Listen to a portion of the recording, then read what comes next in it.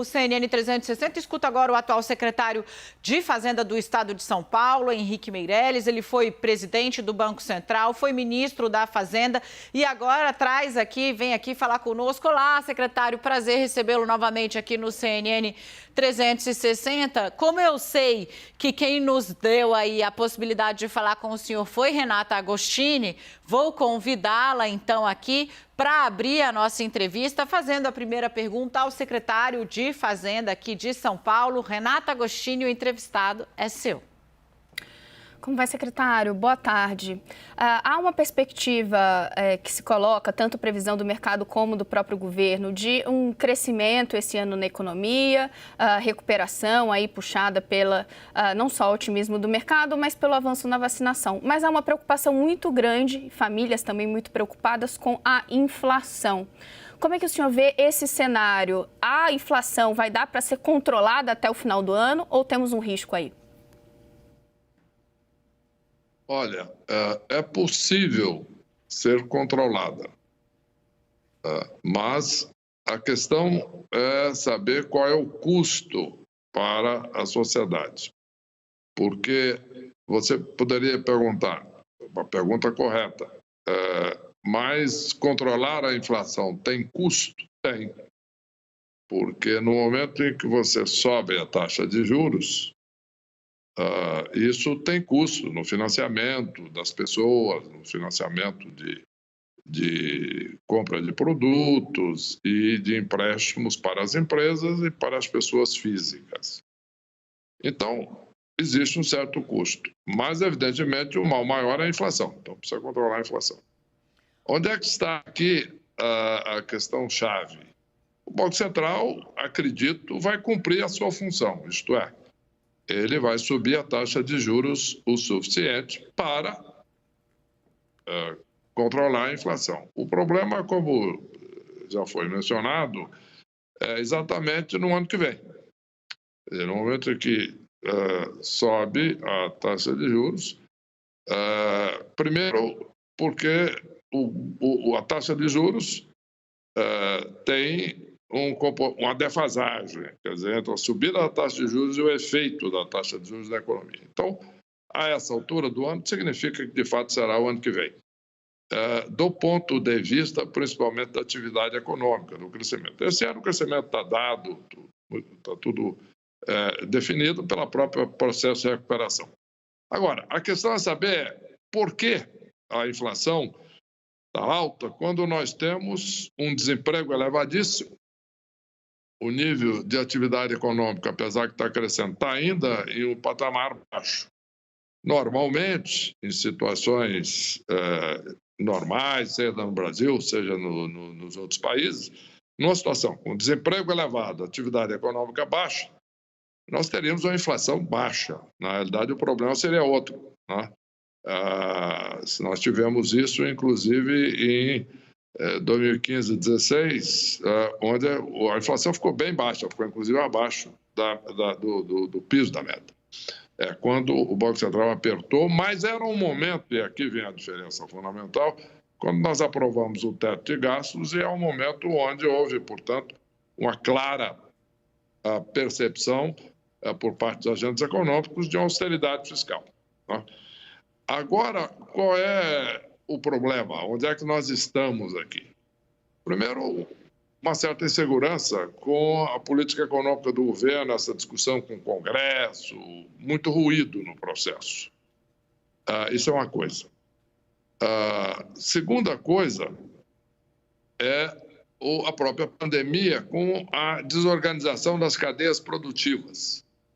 Então, no momento em que faltam alguns produtos, mesmo com um número grande de desempregados, com a demanda, portanto, pelo consumo desses produtos abaixo da média, mas como está faltando alguns produtos, aquelas empresas que estão produzindo podem perfeitamente aumentar os preços sem perder venda.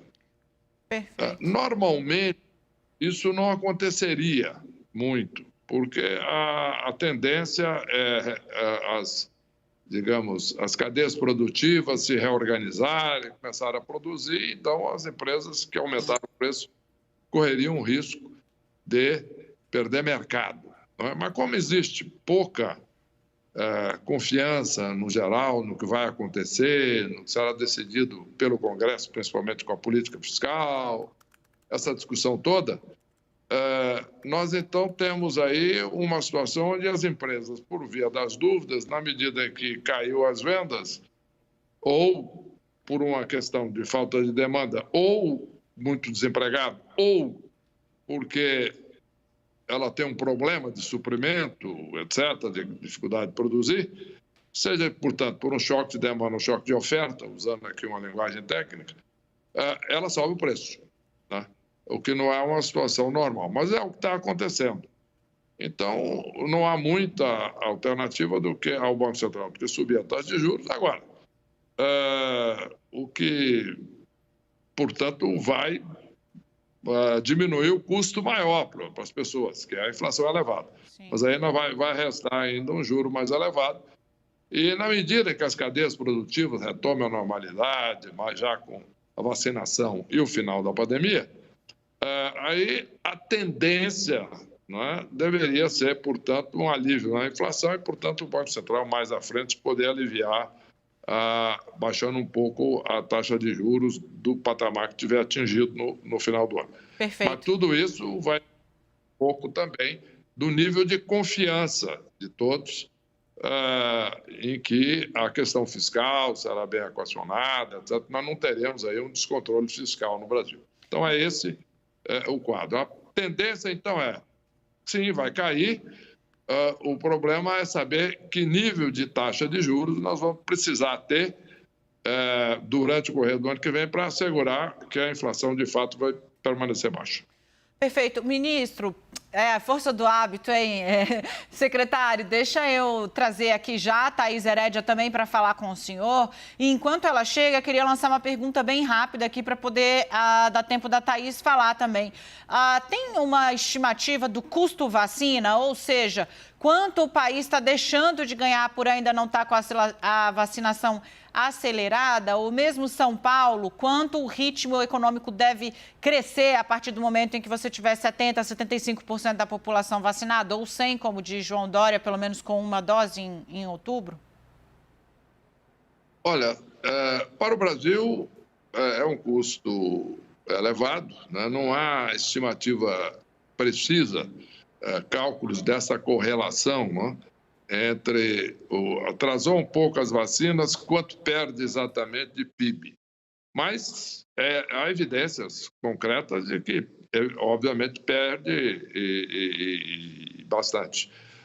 No caso de São Paulo, isso não está acontecendo, principalmente, eu vou explicar por quê. Porque São Paulo está vacinando numa velocidade, não só a velocidade real, é uma velocidade adequada no estado, mas existe um grau de confiança de que, de fato, o estado até setembro vai vacinar todo mundo. Quer dizer, todos os adultos, né? Então, com isso, nós temos o nível de confiança da economia subindo. E o nível de confiança é muito importante da economia, porque quando o empresário, por exemplo, fica sabendo que a economia vai crescer, ele já contrata funcionários, produz mais, aumenta estoques, já se preparando para esse aumento. Portanto, a confiança é absolutamente fundamental. E aqui em São Paulo existe uma confiança muito maior de que a vacinação está acontecendo. Perfeito. E vai acontecer, ritmo anunciado. Secretário. Não é o caso federal, porque temos um problema. Secretário, vou pedir para o senhor ser muito sucinto. A gente tem coisa de 1 minutinho, mas eu não posso deixar de dar a palavra para a Thaís Herédia. 1 minutinho. Secretário, eu vou ter que voltar no tema da inflação, porque essa semana o governo tem que escolher a meta de inflação de 2024. Parece muito distante, mas o senhor sabe a importância dessa sinalização. O senhor começou um processo de redução dessa meta. O Brasil teria que ter uma meta de inflação de 3% se esse processo seguisse. O Brasil tem condições, com a situação fiscal e de crescimento, de ter uma inflação tão baixa? Olha, tem, dentro do seguinte pressuposto, Thaís, de que vai se cumprir o teto. No momento em que se cumpra o teto e tem condições para isso, não há razão pela qual o Brasil não possa ter uma meta igual a outros países emergentes. Porque 3% não é a meta de países já de economia desenvolvida, normalmente é 2%. O 3% é uma meta em geral dos emergentes. Eu acho que o Brasil tem condições, sim, desde que a parte fiscal fique equilibrada, mesmo tendo gastado muito na pandemia, o que é necessário, mas que agora haja uma percepção de que vai cair muito porque vai se seguir o teto daqui para frente. Maravilha, secretário de Fazenda do Estado de São Paulo, ex-ministro da Fazenda, ex-presidente do Banco Central, Henrique Meirelles. Obrigada, acertou o compromisso ali na unha. Até a próxima, secretário. Obrigado pelo convite e boa sorte a todos no final da pandemia. Pronto.